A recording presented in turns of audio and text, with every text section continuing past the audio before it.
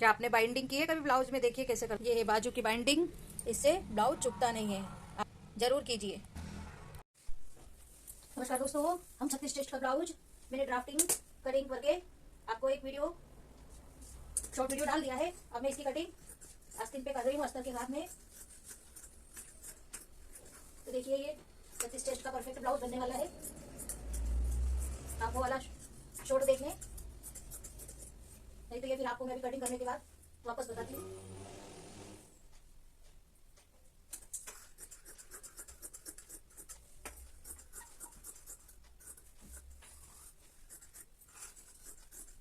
रफली काट रहे हैं अपन अभी, बाद में इसे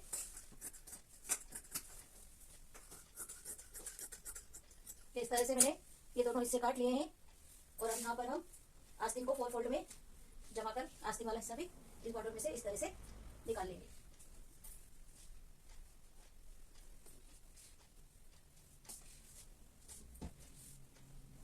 एक साइड जोड़ा है इसलिए हम इस तरह से इसको कट कर लेंगे। जो भी जोड़ लगाना है हम उस तरफ लगाएंगे।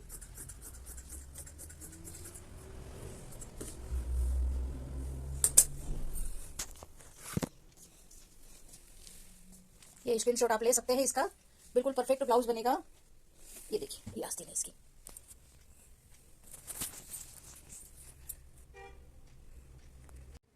नमस्कार, हम बना रहे हैं फोर्टक्स ब्लाउज। ये मैंने सारे अस्तर के साथ जोड़ लिए हैं हिस्से। अब हम अस्तर जोड़ते हैं तो हमें ये सल हम सिलते हैं तो हमें आगे पीछे हो जाते हैं या फिर बराबर जुड़ नहीं पाते हैं। तो सबसे पहले हम ये इसे सीधा ही ऐसा रख के एक सिलाई 5 नंबर की ऐसे लगा लेंगे इन सल के ऊपर, ताकि वो जब हम कपड़ा की प्लेट्स डालें तो फिसले ना। और आप इसका स्क्रीनशॉट ले सकते हैं, मैंने इसके ऊपर बराबर नाप लगाया हुआ है। ये 36 बस्ट का ब्लाउज है। ये आगे का भाग है, देख ले ध्यान से। ये है पीछे का भाग। मैंने इसमें कमर का हिस्सा जोड़ लिया है अस्तर से और उसकी चपटी सिलाई भी कर दी है। अब मैं इसका थोड़ा यूनिक तरीके से गला बनाना बताऊंगी। आप इसका भी स्क्रीनशॉट ले लें जो ड्राफ्टिंग की हुई है इसका। ये कमर में मैंने सिलाई लगाकर इसे मोड़ लिया है। अब गले को इस तरह से मैंने जमाया है। इसको पहले एक बार हम ऐसे ही फ्री सिलाई लगाएंगे, फिर उसके ऊपर पाइपिंग कैसे लगाएंगे जो अंदर ही जाएगी और इसको मजबूती देगी, और फिर हम इसे मोड़ देंगे। तो देखिए मैं कैसे करती हूँ। पहले इस पर एक मशीन लगा लेती हूँ। देखिए मैंने ये सिलाई लगा ली है। अब हम चाहें तो इसे ऐसे ही यहाँ से कट लगाकर और मोड़ सकते हैं और फिर गला अच्छे से बन जाएगा।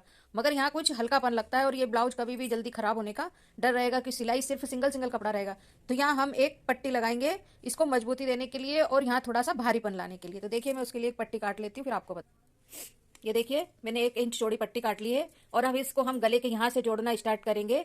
इस तरह से यहाँ तक लाएंगे और जब गोलाई आ जाएगी तो इस प्लेट को थोड़ा डालते हुए हम यहाँ तक सिलेंगे और फिर इधर भी हम गोलाई में सिलेंगे और यहाँ तक सीधा ले जाएंगे।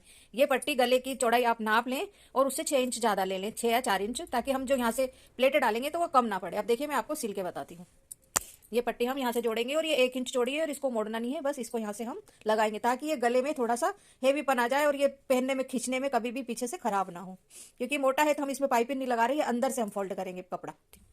ये देखिए मैंने इस तरह से इस पे सिल लिया है। यहाँ से प्लेन सिलती लाई हूँ और फिर यहाँ पर आके मैंने ये 1-1 इंच पे इस तरह से छोटी छोटी प्लेट डाल दी है ताकि हम इसे ये पूरा कपड़ा राउंड में आ जाए। सीधा है तो गोल एकदम से शेप ले लेगा हमारा ब्लाउज। और मैं इस तरफ भी इसकी अब सिलाई लगा लेती हूँ। ऐसी ही प्लेट हम दूसरी साइड गोलाई में भी डालेंगे और फिर सिल लेंगे। ये देखिए ये गोलाई वाला हिस्सा आ गया और मैं अब इस तरह से छोटी छोटी प्लेट डालकर इसे यहाँ पर मोड़ लूंगी। ये मेरा यूनिक तरीका है कि कभी भी इस तरह से ब्लाउज पीछे से पहनने पर खिंचता नहीं है, क्योंकि ये हिस्सा ऐसा है जो तनाव लेता है पहनते समय। ये देखिए यहाँ तक आ गया और इधर में इसे पूरा अब सीधा सिल देती हूँ।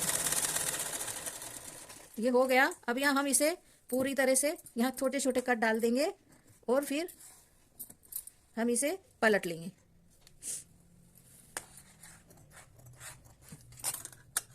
अब इसे हम पलटेंगे तो मैं आपको पलट के बताती हूँ।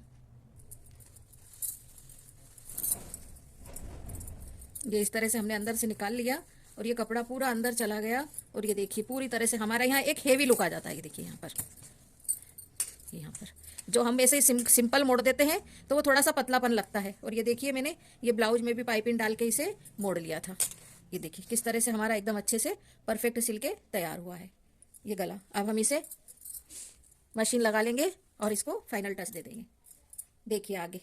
Thank you for watching. ये पट्टी लगाकर एक बार हम इस तरह से इसे चपटी सिलाई भी और लगाएंगे ताकि ये अंदर से बाहर से हमें अच्छी लुकिंग दे।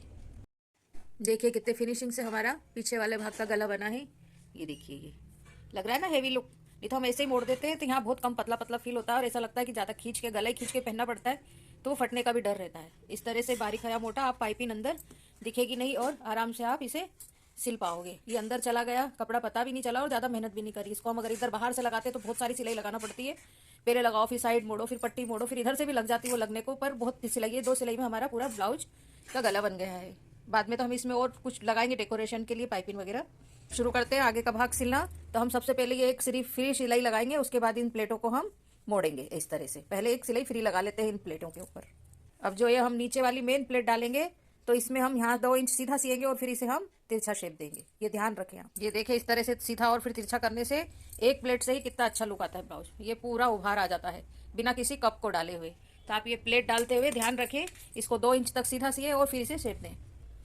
कोई सी भी प्लेट डालें आप, यहाँ पर मशीन को रिवर्स ला के पक्का करना ना भूले, नहीं तो ग्राहक आपको शिकायत करेगा कि हमारी सिलाई के ये पॉइंट उधड़ गए, खुल गए। तो यहाँ जरूर वापस रिवर्स करके 2 बार लगाएं ताकि ये सल अंदर से मजबूत हो जाए। देखिए बिना किसी कप के भी कितना अच्छा उभार आया है।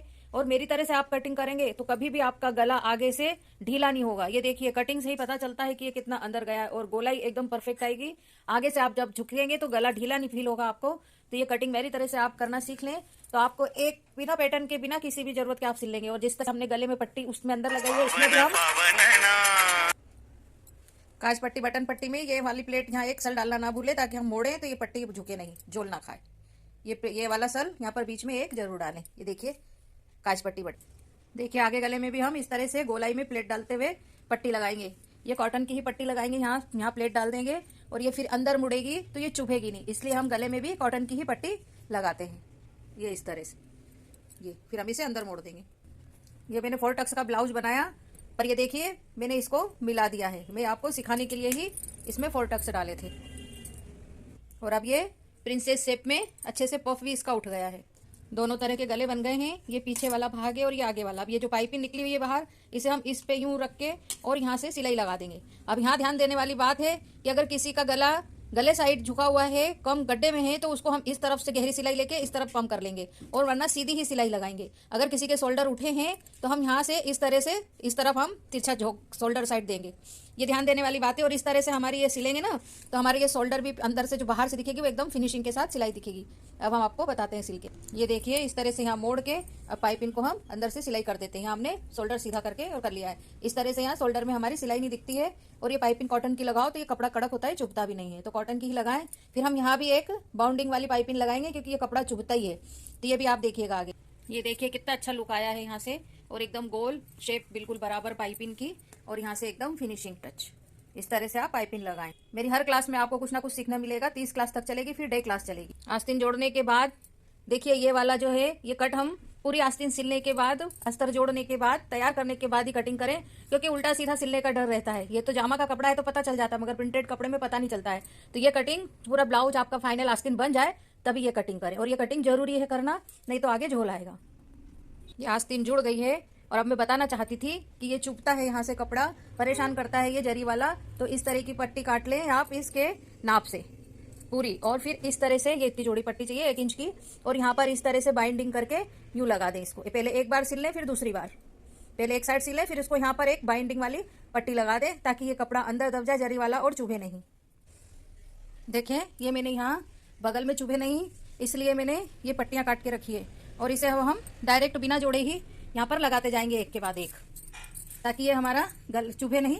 और ये पट्टियों को जोड़ने की जरूरत नहीं है, ताकि हम गोलाई में मोड़े तो हमें एक्स्ट्रा कपड़ा नहीं लगे और चुभे भी नहीं। बस हमारा ये इससे बाइंड हो जाए, क्योंकि बहुत चुभता है। ये देखें इस तरह से मैंने पट्टियाँ जोड़ी नहीं है, बस एक के बाद एक ही सिलाई से काम हो जाएगा। इसे दोनों साइड दबा के रख दे और सिलाई चलाते जाएं, तो आप ये अच्छे से बाइंडिंग इस तरह से कर पाएंगे। ये देखिए इस तरह से मैंने गोलाई में पूरा बाइंडिंग कर दिया है, ये इस तरह से, तो ये बिल्कुल चुभेगा नहीं। और अब पूरा ब्लाउज हम करके आपको बताएंगे, क्योंकि इसके आगे की फिटिंग करना मैंने अगली क्लासों में बता चुकी हूँ, तो पिछली क्लास में आप जाके देखें, फिर हम इसको पूरा कर लेते हैं, फिर बताते हैं आपको। देखिए ब्लाउज एकदम परफेक्ट रेडी है, बाइंडिंग वाइंडिंग सब करके। तो कैसा लगा जो मैंने बारीकियाँ सिखाई, आप समझ ही गए होंगे। तो इसे आप ध्यान से देखें और समझें और फिर सिलें, आप एक परफेक्ट टेलर बनेंगे। धन्यवाद for watching, share and subscribe करें, बेल आइकन दबाना ना भूलें। नमस्कार, जय हिंद, जय भारत, वंदे मातरम।